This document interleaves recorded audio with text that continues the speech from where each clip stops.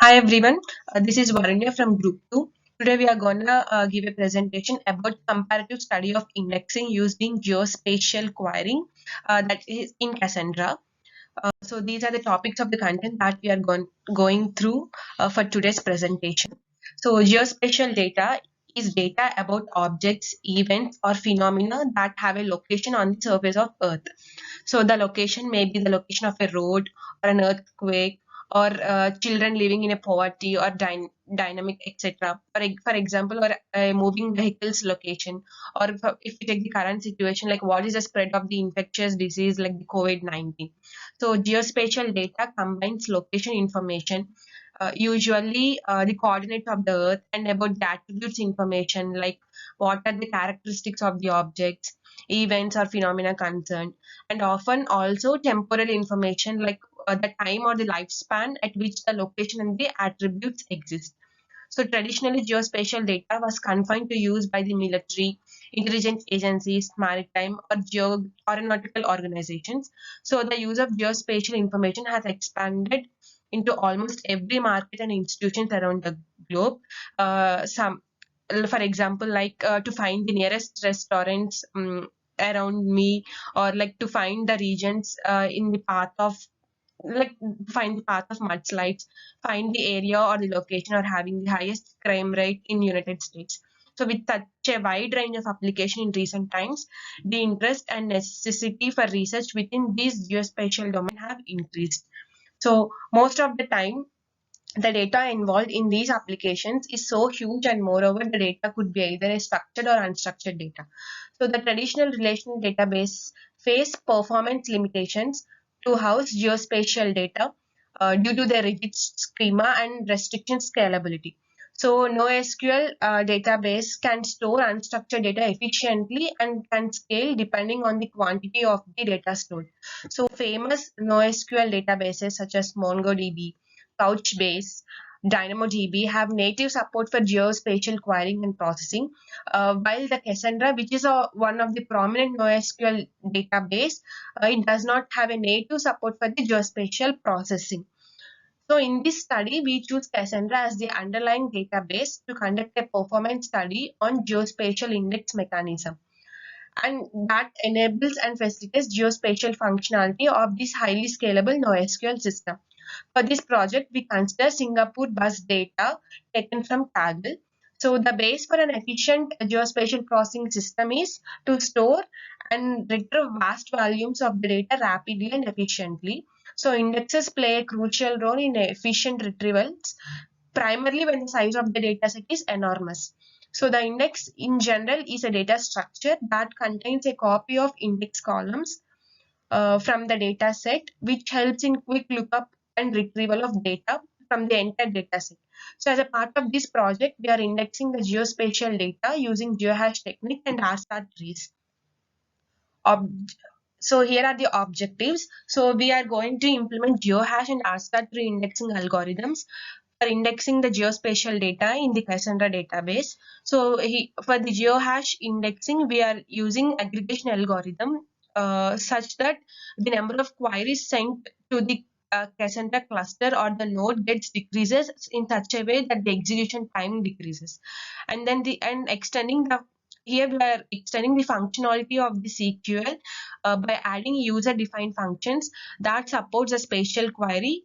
And also we are comparing the performance of the implemented algorithms like the geohash and the R-star algorithms on the Singapore bus stops taken from the Kaggle on various spatial queries that covers the various shapes. So geohash can transform two-dimensional spatial queries into one-dimensional string of letters and digits using a base 32 character map. So usually geohash is a geographical coordinate system used to represent a geographical location on the Earth's surface. So geohash converts a latitude or longitude geocode into geographic coordinate system having a string of letters or digits using a 32 base map characters. So, according to one of the study, usually geohash index technique is a better index technique for spatial data and distributed management memory. So finally, when a string of arbitrary length is obtained, which represents a rectangular area, The longer the length of the string, the higher is the precision of the rectangle. So this is if we suppose if we take an image. So here the geohashes are a way of encoding latitude or longitude points as a strings. So geohash divides the world into a grid of 32 cells. So the 4 rows and 8 columns, each represented by a letter or a number. So for example, in this image, if we take, we could see that the whole world is divided into 4 regions: 0, 1, 2, 3. And again in level 2, if it goes deeper into each one of the region, they are further divided into 4 more cells. And then in level 3, they are further again divided into 8 more of such type. So that means as the number of divisions go on increases, the precision or the point the geohash index is showing would be more accurate. So this is how the geohash index works. From here, Maharshi would be taking forward. Thank you, Arunya. From now on, we'll be knowing about R-star indexing.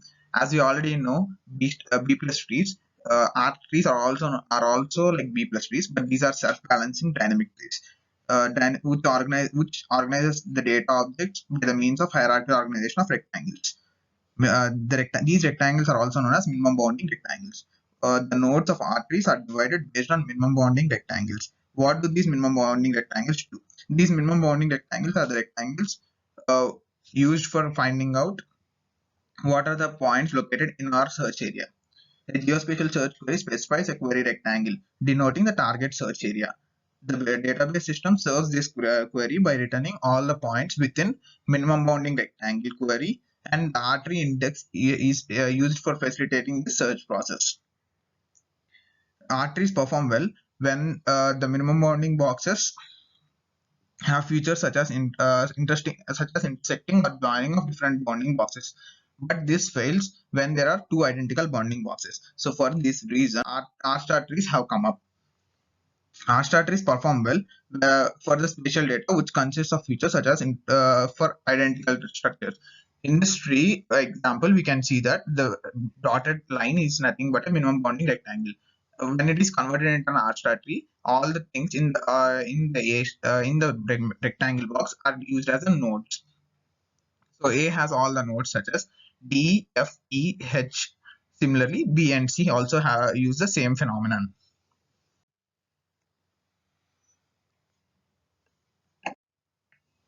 R-star trees are efficient when the index structure uses multidimensional data. The R-star trees use two algorithms such as linear and quadratic for the insertion of data. R-star trees perform well when minimum bounding rectangles overlap and the edges are together should be minimal. And this used for optimal storage optimization. When node overflow occurs, a part of entry is removed and is inserted into the tree again, which helps in producing a tree that is well clustered by reducing the dead spaces. R-star tree advantage of R-star trees are node splitting is unnecessary, increasing the average node occupancy. It also saves both disk space and the time to build the index. Accelerates the nearest neighbor search, efficient and also efficiently retrieving the geometric objects that are given within a range query. Next, we'll learn about Cassandra architecture. Cassandra is we are using Cassandra for developing our system. Cassandra is fully distributed database which uses share nothing and highly scalable database developed by Facebook. This is built on Amazon's DynamoDB and Google's Bigtable. Cassandra can run on different commodity servers and even across multiple data centers. This property gives Cassandra uh, which helps us in linear horizontal scalability. The key components of Cassandra are node, which is used for store data center, which is collection of related nodes, and a cluster is a collection of data centers. Cassandra data center architecture. Cassandra's architecture is divided into a ring type architecture. Each nodes are logically divided into rings which has no master or slave nodes. These nodes communicate with each other using peer-to-peer communication.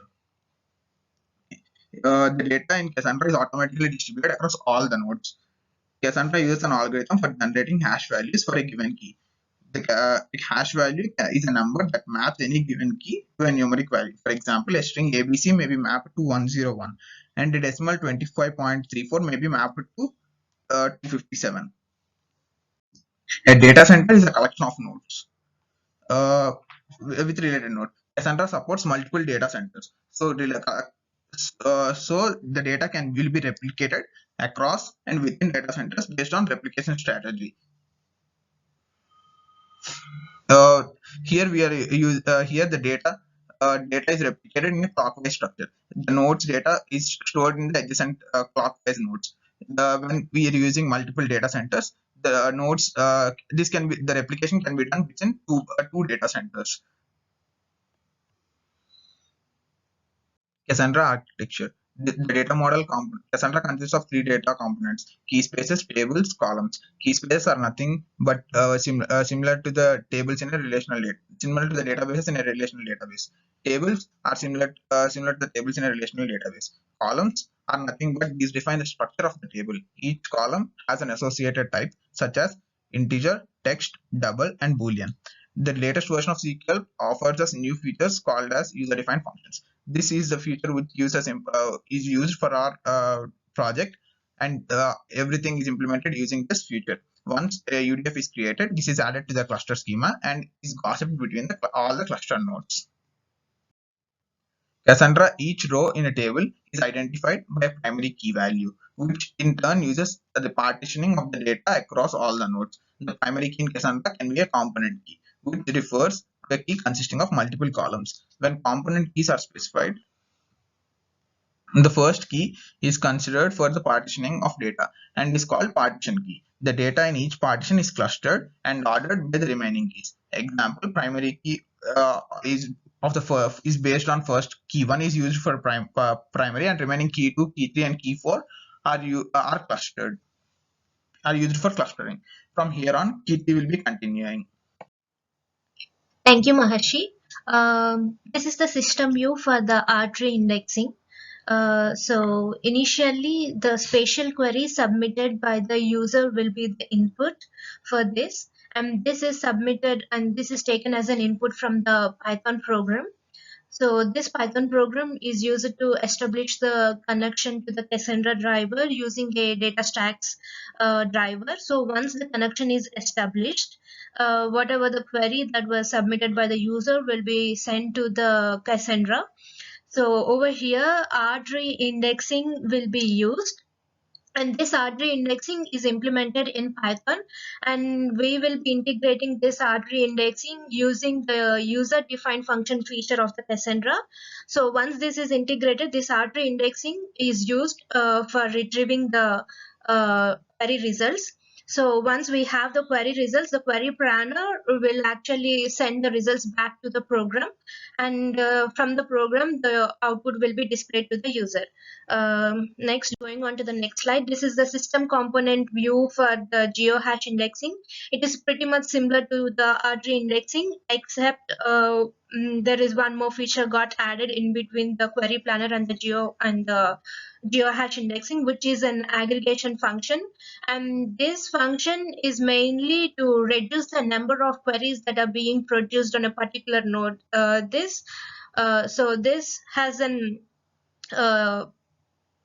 impact on the response time of the query.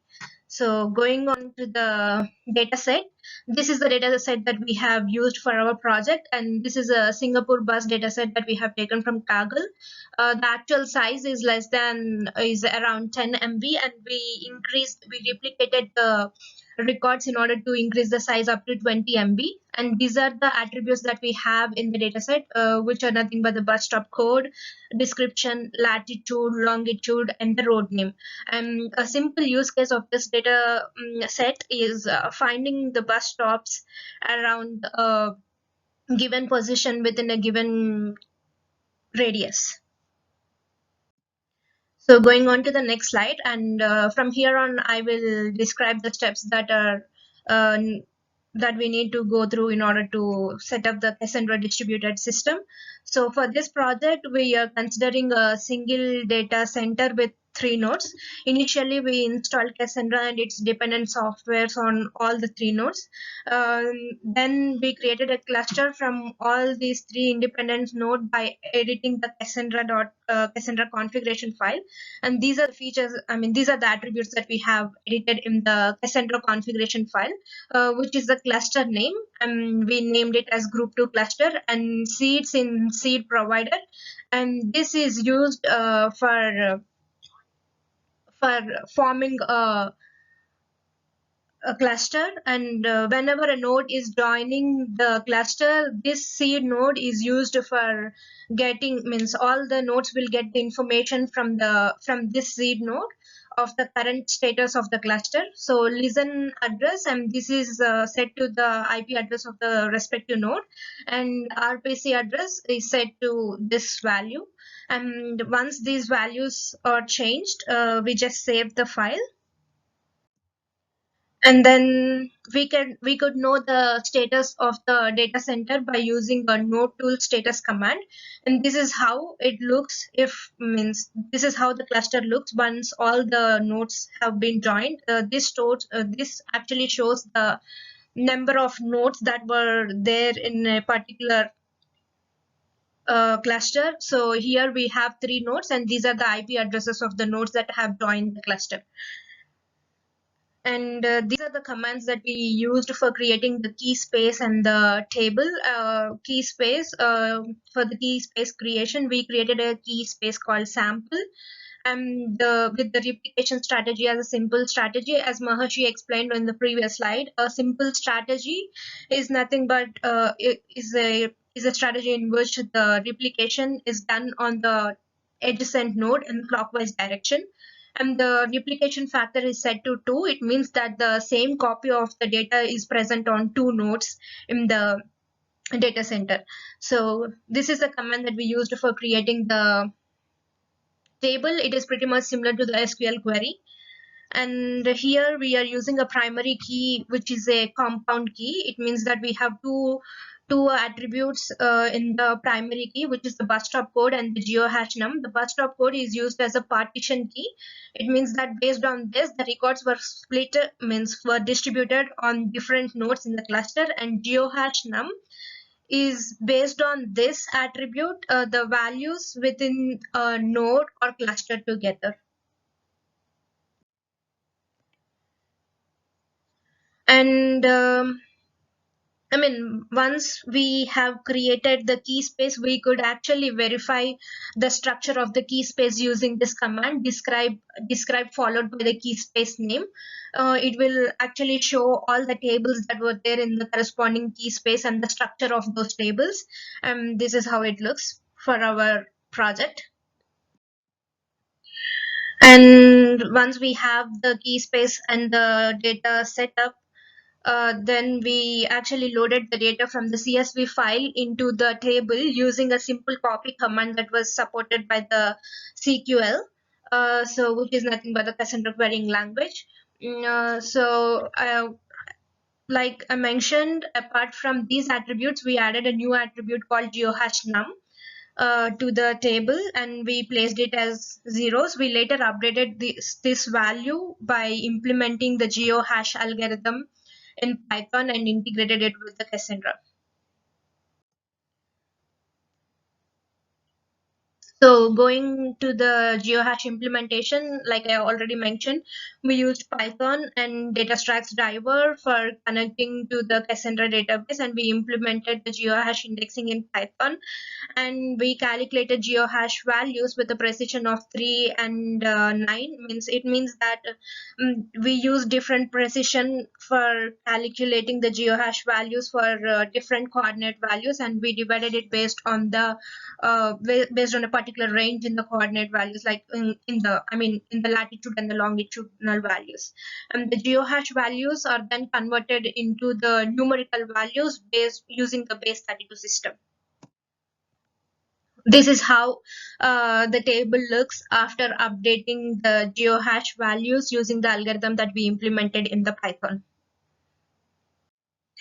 So the main advantage of the geohash algorithm is it reduces the number of queries that are sent to a node. So the other advantage is it converts the spatial range query into a numerical range query.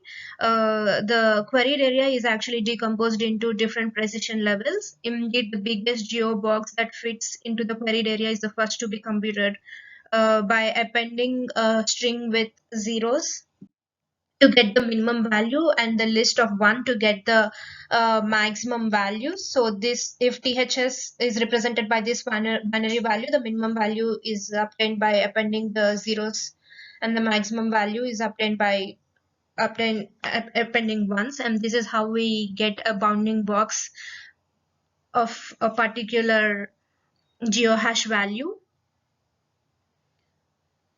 So once we got that, we will be using this aggregation algorithm. So this is the pseudocode that corresponds to the aggregation algorithm.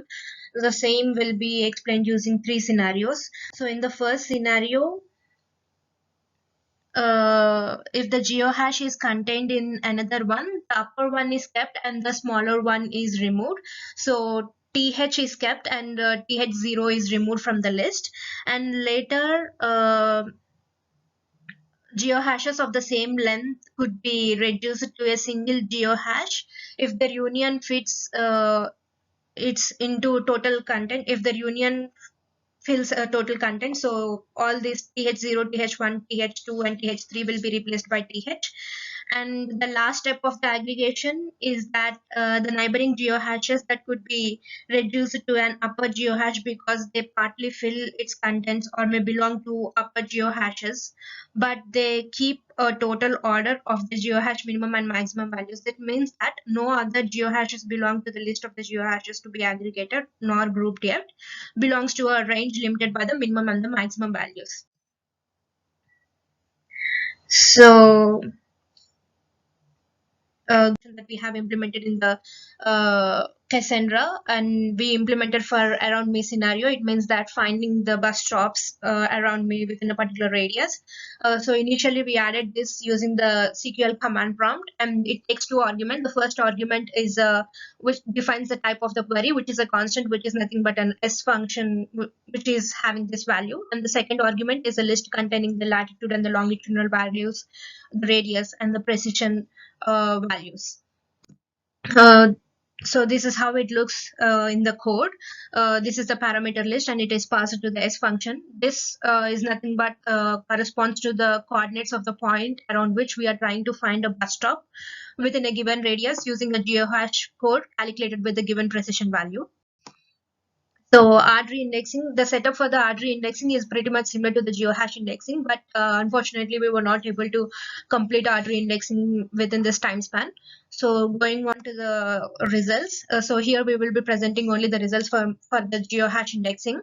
So this are the results of the query response time with respect to the precision value 8 and different radius values. So with the precision value 8 and within the radius 10 kilometers, and this is the time that this is the response time without aggregation algorithm, and this is the response time with aggregation algorithm. You can see there was a reduction. I mean, the aggregation time is relatively less when compared without aggregation time. So we can clearly say that the aggregation algorithm outperforms and reduces the number of queries sent to the Cassandra cluster. So this graph here represents the performance of the geohash aggregation algorithm for different precision and different circular area measurement. For example, with the precision 5 and within 10 meters, this is the response time. Within 100 meters, this is the response time. Within 1 kilometer, this is the response time. This shows that the execution time increases with the increase in the precision and the lookup area. This is because with the increase in the lookup area, the number of subqueries generated will be increases. As a result, it will take more time for the aggregation algorithm to complete. So going on to the conclusion, and so using this project, we have we implemented geohash indexing for spatial data retrieval, and we designed a CQL which supports the spatial queries, and we extended the syntax of CQL keeping the native SQL syntax. And we also implemented an aggregation algorithm that reduces the number of queries that is sent to the cluster and reduces the response time as well.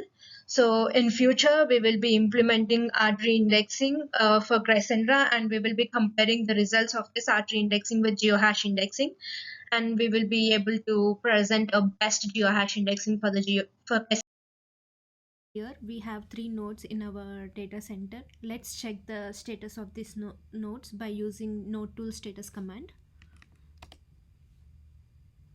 So if you see all these three, these are the 3 nodes that we have in our cluster, and all these 3 nodes are up, and that is the IP address of the corresponding nodes. So we are on system with IP address 192.168.0.14. So on this cluster we are just going into the CQLSH command prompt, and we will check the contents of the table on this cluster by using select command, and we are trying to retrieve only the top 10 commands from the table, and sample is the key space, and within this key space we have bus stop details as the table, and we are trying to retrieve top 10 commands from this, top 10 records from this. So we have these we have all the data in the table. So now let's just go back to the Python code where we will be giving input as the spatial query to the cluster, to the Cassandra database using this, and this is our key space name, which is nothing but a sample, and this is the query this is a spatial query that we are submitting to the program, and this is the latitude, longitude, and this is the radius, and this is the precision value. So now let's run this command. Output for the query. Here we are trying to retrieve all the bus stops that were near to that within the corresponding radius.